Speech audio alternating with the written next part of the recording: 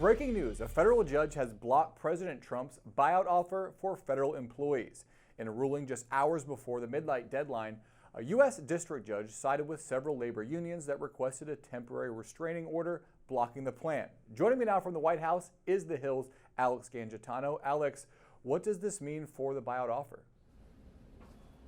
Yeah, so this move from a federal judge just now will allow the courts to then hear more about this bid to block this offer during a hearing on Monday. It also moves that deadline that federal workers were facing Thursday night to Monday night, so it allows them more time to look over this buyout offer. But a couple other ripple effects here. I think it shows the ability of these unions to have a voice in this effort to overhaul the federal government and the federal workforce. It also gives the Trump administration some options here of how they want to go forward. And we know that only 40,000 people, still a big chunk of people, that's a much smaller percentage of what the Trump administration were hoping at this point would take that buyout offer. So with that 40,000 people taking it so far, we'll see how many do over the weekend with this deadline extension. But I do think it shows that there might be some changes ahead in how the overhaul of the workforce gets treated from now on. Yeah, you talked about those 40,000 people. This order kind of leaves them in limbo. Do we have any idea what's going to happen to the people that have already said yes to it? And is this maybe some of the reason why the administration hasn't gotten that 5 to 10% that they were looking for? Because there are major questions about, whether this is actually going to go through. That's right. I think so much of the federal workforce had so many questions about what this buyout package actually meant for their future that's why they saw a smaller percentage than they were hoping for take it. And I now think there are going to be a lot of questions from these people who took the offer of what this extension means for them. And, if it will allow some other people to look into if they want to take this or not. And so we'll see moving forward is if there's other legal action, if there's people revoking or trying to, or if more people join in while they have more time to consider it. But I think a lot of questions here after this move from a federal judge. Yeah, and while Trump continues to govern through executive power, the Republican-led Congress is working to enact his agenda legislatively. But there are some choppy waters on the horizon. A battle is still raging in the Republican Party over whether to push one big bill encompassing Trump's top priorities or to split Trump's agenda into two bills. Let's take a listen to Steve Scalise. He's the #2 Republican in the House. There's some real problems once you get beyond one bill. If you try to do a second bill later just on tax, you can just go look at 2017, see how long it took, see how difficult that was. It barely made it through the process, and you didn't really get the bounce because it took so long to get the second bill done. The president remembers that. And Alex, Republicans in the Senate are tired of waiting for the House. They're moving forward with a bill to pass a plan to pass two different bills to enact Trump's agenda. Lindsey Graham, chairman of the Budget Committee, wants to tackle the border and military spending first and then move on to tax cuts later in the year. It seems like, especially considering what we just heard from Scalise, that will be a tough sell in the House. Yeah, this two bill versus one negotiation has been going on now for weeks, and it feels like the senators are at this point that they're saying, we actually have a bill, we have a plan, and House Republicans can't figure out their plan, so let's go ahead and do ours. But we know how important those Trump tax cut renewals will be from his 2017 bill, and the House Republicans are telling him we can get that done in the first package. Well, Republican senators are saying, let's tackle the border and other priorities and then take on expanding and extending those tax cuts. There's a meeting going on in the White House right now with House Republican leadership to talk about if this one bill is actually possible and how they can get Trump's many priorities across the finish line and quickly with deadlines quickly approaching next month. Yeah, you talk about that meeting that's happening right now. Where is President Trump on all this? He said that he's okay with one or two bills, but considering his influence within the Republican conference, wouldn't it be an advantage to just say, do it like this? Right. Well, he's gone back and forth. You mentioned he's saying, I'm okay with one or two bills, but then sometimes he seems to lean more towards one big, beautiful bill, as he calls it. And I think that's where House Republicans are trying to come through for him with this one bill. But the White House earlier today laid out some top priorities for him, and that includes things like no taxes on tips, no taxes on Social Security for seniors. Those are the kind of priorities that I think he's looking for, of course, with also securing the border. And I think if he can get those priorities through, if, Senate Republicans come out and say, we can do all those things quickly for you in 2 bills, I think he'd rather something get moving versus this kind of stalemate that they're in right now.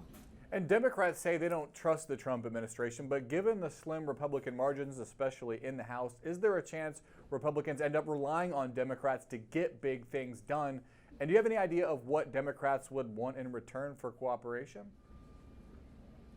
Yeah, right now there's so much tension in D.C. with Republicans and Democrats, especially with these federal worker cuts and Democrats trying to be, the voice behind the workforce as the DOJ committee is going in. And I think Democrats right now are considering ways to use situations like that to their advantage and strike some deals here and say, if you're going to go after the federal workforce or foreign aid, then we're not going to help you pass a bill through Congress, through the House. And so they know they need some moderate Democrats on their side with such slim majorities, and also with a lot of conservative Republicans not supporting what Speaker Johnson necessarily wants. So they're going to need to pull in some Democrats, but I think that's going to cause a lot of deal making in order to get to that point.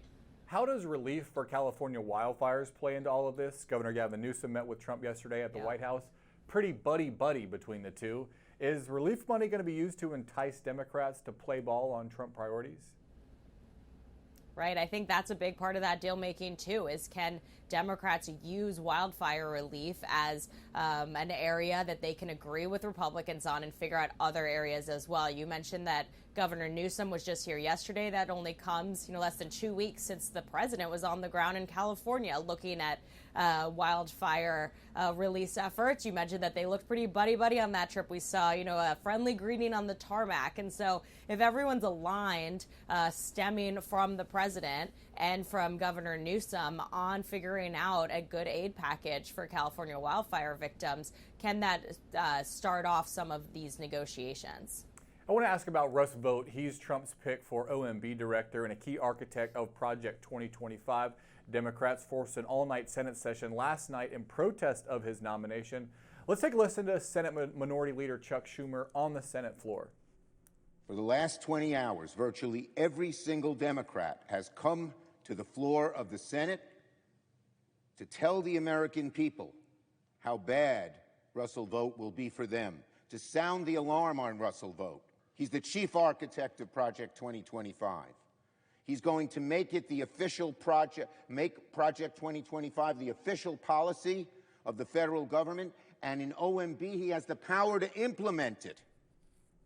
Now, Alex Vought is almost certainly going to get confirmed, and it appears that he is spoiling for a fight with Congress over the power of the purse. How important is Vought as the Trump administration seeks to radically change the federal government?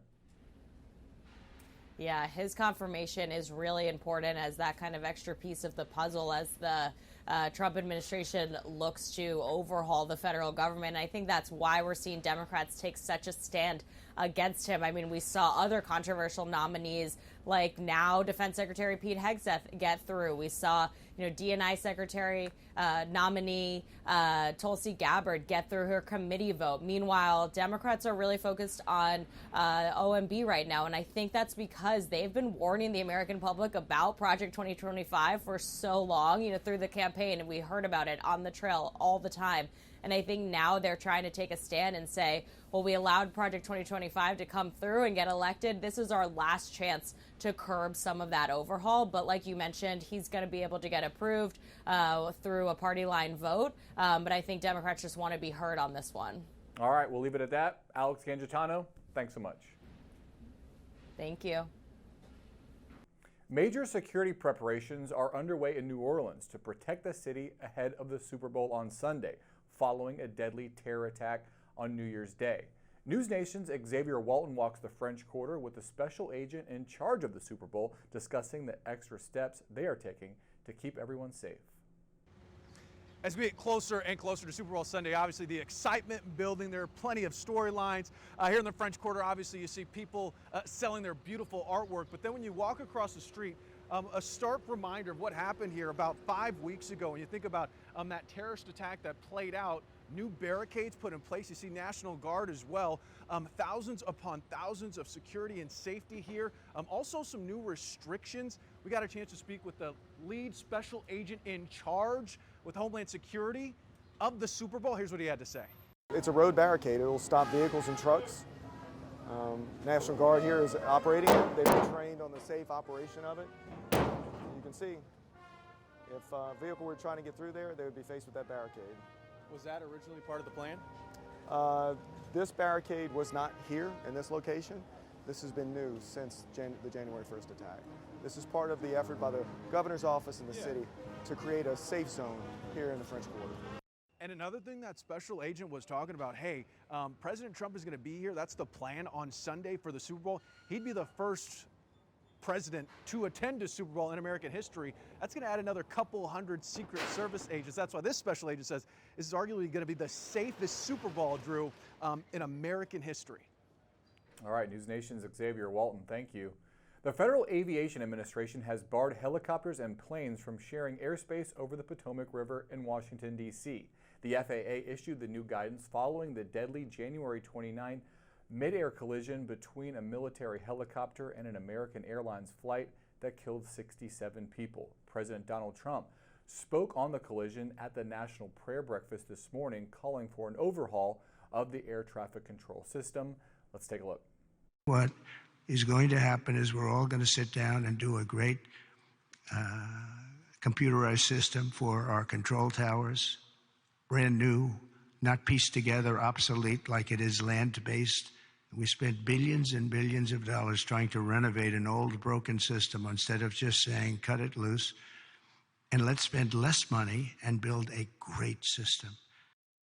Has floated several theories about the crash that have sparked criticism, including what he calls DEI hiring practices at the FAA. The National Transportation Safety Board and the Pentagon are currently investigating the cause of the crash. The U.S. Military Academy at West Point has ordered a dozen cadet extracurricular and social clubs to shut down following the Trump administration's order to terminate the DoD's DEI initiatives. Among the clubs that were shut down are the Society of Women Engineers and the National Society of Black Engineers. The order from Deputy Commandant Chad Foster instructed cadets to cancel any trips, meetings, or other activities and unpublish, deactivate, archive, or otherwise remove all public-facing content. It also puts more than 100 other West Point clubs and sports teams on notice, ordering the Academy's oversight body to review and revalidate all remaining extracurricular and social clubs to align with the president's order. U.S. lawmakers are pushing to ban China's chatbot application DeepSeek from government devices. Government officials worry the app could provide user information to the Chinese government.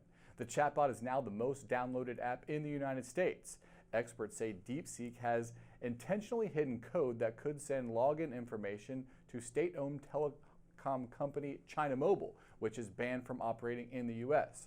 Other nations have taken similar steps to ban the app from obtaining government data, including Australia, South Korea, and Italy.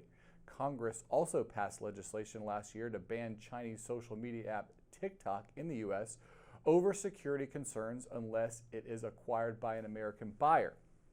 President Trump has since extended the deadline for the app to find a buyer. Congress banned TikTok from government devices in 2022. That's today's Daily Debrief. I'm Drew Petrimoulx. Be sure to like, share, and subscribe to the Hills YouTube channel, and come back here soon for the intersection between politics and policy.